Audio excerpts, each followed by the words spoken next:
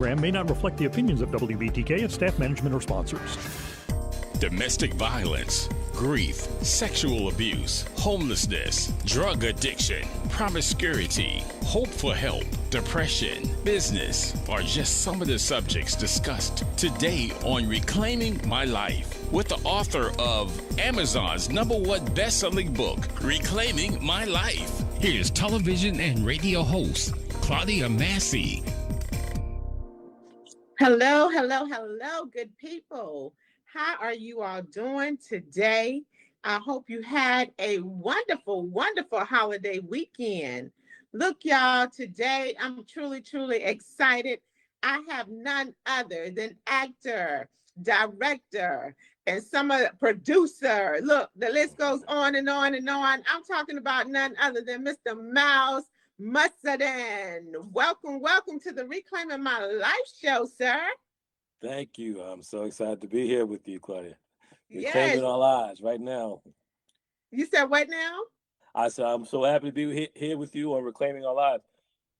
All right. Praise God. Yeah. Thank you. Yeah. Look, y'all, we are live right here on WBTK, but I have to tell my Facebook watchers, because we are also Facebook Live on our radio page. So y'all see things looking a little different today. Look, I'm not in Richmond, Virginia today. I'm in the A. And y'all know I had to stop by. Yes. I had to stop by. Look, hey, my television network. I said, give me a room and let me do this interview. So look, shout out to Preach the Word Worldwide Network on today here in Atlanta, Georgia. Yes. So look, Mr. Miles, look, we're talking about Homage today. Come on now. Yes. So look, let me ask you. You excited? Yeah, I am. Ready. I love it. Look, as both an actor and director, what did you discover about yourself, Mr. Miles, during the making of Homage that surprised you the most? I think I discovered that, I was probably more prepared than I realized. I spent 2 decades as a professional actor, and I've been able to watch some really incredible directors that I work with. And I didn't know how much I absorbed until I got behind the camera myself, so I learned that I really love bringing out really great performances out of other actors. So seeing somebody deliver, the scene even better than what we imagined, I found that to be very rewarding. Yes. Woo, I love that. And I think that when you're truly passionate about something, we really can do anything when we're truly passionate about it. And I know how passionate you are about acting, and now as a director as well. Yeah, I really do. And, because I learned, leadership is not, I didn't have to have all the answers. I was able to surround myself, thank goodness, with some really talented people. So, listening and kind of keeping everybody focused on, telling the best story possible, it became almost sweatless. Wow. Mm-hmm. I love it. Look, so music, fashion, and neighborhood culture, okay, was such defining parts of the 1990s Brooklyn, right? So how important was those elements in creating the atmosphere of Homage? And how did you approach getting it right? That's a good question. The details wasn't just to remind people of the 80s and 90s. They were kind of there because that's how we lived, and the music, the clothes, the neighborhoods, the Caribbean influence, that was our everyday. So I wanted people that grew up there to kind of recognize it immediately when they saw it. And I wanted people who didn't grow up and see that kind of stuff, I wanted them to be transported there. So, the culture kind of becomes like another character in the film. And that's what I was looking to do. It was actually a challenge because, being able to get other people on the team to understand what I was trying to do. I use a lot of pictures and, show them stuff from back in the days. And to kind of, in a budget-friendly way, be able to bring those things there, it's quite the challenge. So we did the best we could. But I think just the atmosphere and the music and all that stuff around it kind of still created the atmosphere we needed. Awesome. Look, Yeah. if y'all haven't checked it out, y'all better go check it out. I'm telling you right now. Because Mhm. look, let me tell you, Homage, come on, American Black Film Festival. Talk to us, Mr. Miles. Look, and congratulations. Thank you. Yeah, that was. I mean, that was my first time actually doing a film festival. I've gone as an actor before, where I just kind of went for the one screening and talked after. But this is my first time doing a whole festival, and it was just really felt great because this is my first film. So to be able to get into ABFF, the American Black Film Festival, the first film, was quite an accomplishment. So I felt really good about that. That people were able to recognize that we did something authentic and something that would resonate with people. Yes, absolutely. And, as you say, something that would resonate with people. So, years from now, when people look at Homage, what message would you want to stay with the people? Even when, the credits have rolled on and all, when we look at it 20 years from now, what message would you like for it to remain? I would say that, that I want people to know that our past doesn't have to define our future. Mm, So we all make mistakes and we all carry some regrets, but redemption is possible. come So I on. hope, yes, I want audience to kind of believe that we can grow, and relationships and second chances are worth fighting for. Mm. Look, I Mhm. love that because that was the reclaiming my life moment right there. Yes, absolutely. Yes, and with that being said, throughout your career, because, Mhm. I definitely want you to share, some of the other movies, which you've starred, which you've been a part. I want you to share that. Then on your journey, do you have that reclaiming my life testimony? Well, yeah, yes, I do because well, first of all, I came out of some of the circumstances that were in homage, and homage actually was kind of paying homage to the place where I came from, the people I came. So even though it wasn't my story, definitely reflected a life that I know. So I think in career wise, the reason I even became an actor, I used to act when I was a kid, but then I moved on and I started doing business and I was working, doing real estate development, but I still would do acting part time, and actually as a ministry for my church, and we would do tours, and I would do skits before the pastor would preach and all that kind of stuff. So my real estate company went bankrupt. I was doing development in the 2008 when everything crashed. Man, it got really rough, and I had everything in real estate, and I was trying to hold on to properties in different parts of the country, and so I used up my cash doing that. So I was like broke for real, for real. For So real, for real. yeah. So I decided, okay, well, if I have to start over, I want to do what I love to do. And I always loved acting, and I was doing it as a hobby and as ministry. I said, okay, well, let me try to do it and make a living with it, with doing it. And so that was kind of reclaiming, that first love I had, and I went into acting, and to do that though, because I was, in a bad shape financially, I had to do something that can kind of like on the job training. Because I said, okay, how can I reclaim this acting thing, so to speak, and but still kind of earn some type of living. So I said, okay, well, film and television, I probably can make some money doing that. So let me focus there. And I went over there to the Tyler Perry Studios, and I was doing standing work. So I mean, but for me, it was like on the job training. So they was paying me like $150 a day, and which for me at the time wasn't a lot because my expenses were so high.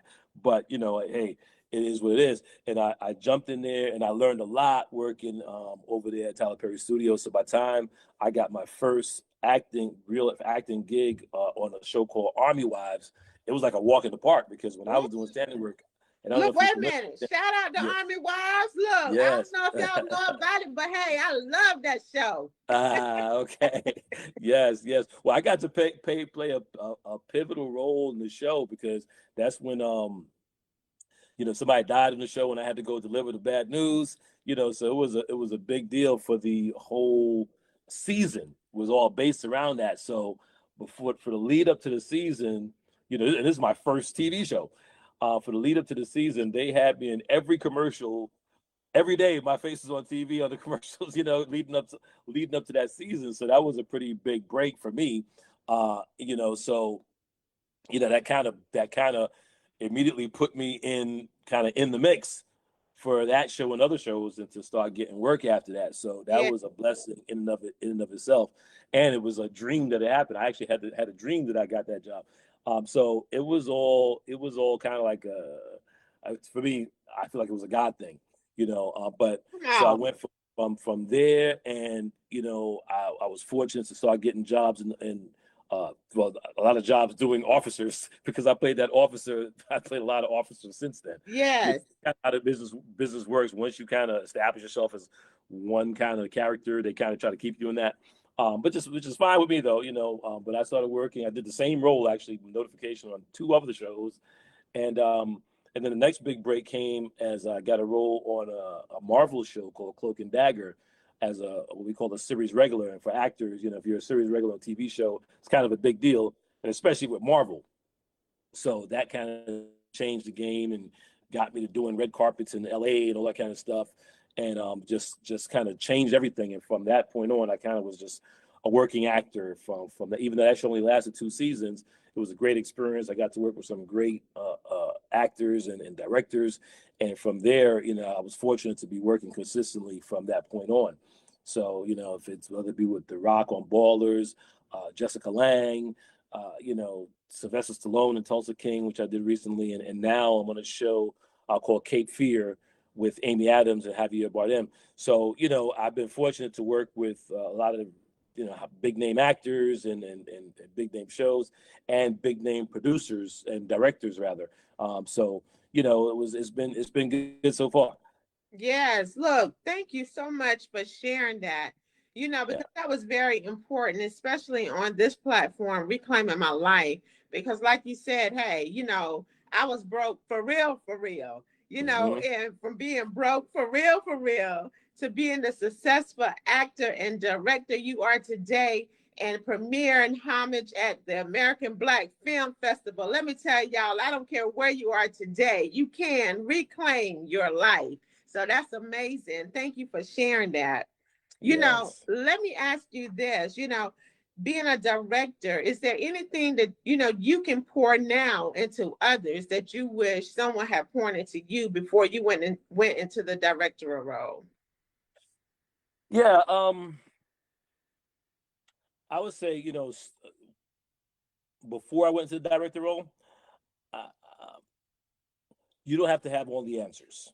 I would say that you could, because I know that for a time I was hesitant, because I felt like, well, I don't really know enough. In fact, even for Homage, I was going to get somebody else to direct Homage, and I have a director friend, Gina Bythewood, and her first film was called Love and Basketball, and that's one of my favorite films. Yeah. So yeah, and I'm like, well, how did you? Because I mean, she did to me. I did a phenomenal job on that film, and I remember asking her, how did you do that? How did you know to direct that, film? And she was saying because she knew the world better than anybody else, and she knew the script better than anybody else, so she felt like it was she had to do it, and she encouraged me to direct my first film. So I would say that you don't have to have all the answers first. Start small, start scared, maybe even start Okay. a little sloppy, Mm-hmm. but start, and That then the resources have a way of coming. I don't know how it works, but the resources start coming from different places, and you build on that brick by brick, and before you know it, you're doing it, and and I have a successful film so far. yes, yes. Yeah. Hmm. Yes, and it shall be, not just so far. Come on. And it Yeah. Yeah. shall be. Continue Uh, on. Yes. yes. So look, let us know, how can we watch Homage and how can we follow you? Okay, so Homage is available right now. It's on Apple TV. It's on Amazon Prime Video. So go and please watch us. Support. This is how you support film like ours. By independent film, by watching it and telling somebody, tell your friends, because we've been getting some great feedback, and I love the feedback and I really appreciate it. I rather them tell some other folks though. Tell your friends and help spread the word about the film. I can be found at Miles Mussenden. That's at MilesMussenden on all the social platforms. And Homage Movie, we're at Homage Movie on the platforms as well. So yeah, we love for y'all to get up with us and let us know what you think about the film. Yes, absolutely, absolutely. Thank you so much, Mr. Mussenden, for stopping by, reclaiming my life, and just sharing a little bit of your journey with us. We truly, truly appreciate it. We wish you continued success in your every endeavor, indeed. Thank you, and I wish you the same 100-fold, Claudia. Thank you so much for having me. Thank you. You're welcome. All You're right. so welcome. Look, y'all, it's many out there who are stuck in situations. You are trying to reclaim your life. But look, Mr. Miles said it best. Start scared, start fearful, move one foot in front of the other, but you must start, okay? If you want to reclaim your life. And there are many who are muted today. Unmute, because if we can't hear you, we can't help you. We love you. Until next time, be blessed. You have just heard Reclaiming My Life with life coach and author Claudia Massey. To get your copy of Amazon's #1 best-selling book, Reclaiming My Life, visit www.contactclaudiamassey.com and tune in each Monday at 12 noon for Reclaiming My Life with television and radio host Claudia Massey on WBTK 1380.